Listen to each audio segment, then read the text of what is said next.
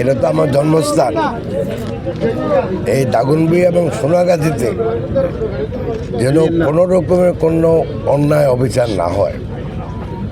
যারা অন্যায় অবিচার করতেছে এটা যেন ভবিষ্যতে না হয়, সেজন্য যথাযথ একটা ব্যবস্থা নেওয়া হবে।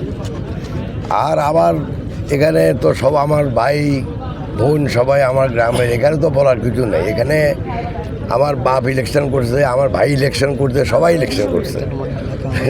এটা এখানে আমার বলার কিছু নাই, ভোট চাওয়ারও কিছু নাই।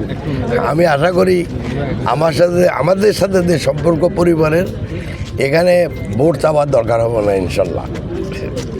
এর পরবর্তীতে আমি 3টা থেকে 4টা ইউনিয়ন শেষ করছি গণসংযোগ।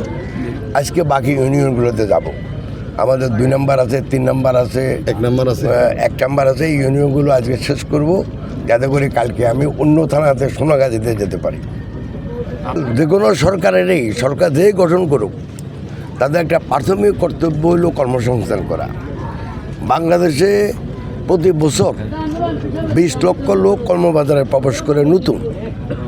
ইদানিংকালে গত 2 বছর থেকে কোনো কর্মসংস্থান এমনিতে হয় নাই। সো পুরানো যারা কর্মসংস্থান পায় নাই, ভবিষ্যতে প্রতি বছর যারা আসবে, যারা কৃষি কর্ম থেকে যাইয়া আবার নতুন করে কর্মবাজারে আসতেছে, ওদের কর্মসংস্থান করাই যে কোনো সরকারের প্রাথমিক কাজ। অতএব দেশে অর্থনৈতিক প্রবৃদ্ধি বাড়াতে হবে, বিনিয়োগ বাড়াতে হবে, এবং বিনিয়োগ বাড়ানোর মাধ্যমেই একমাত্র কর্মসংস্থান হবে।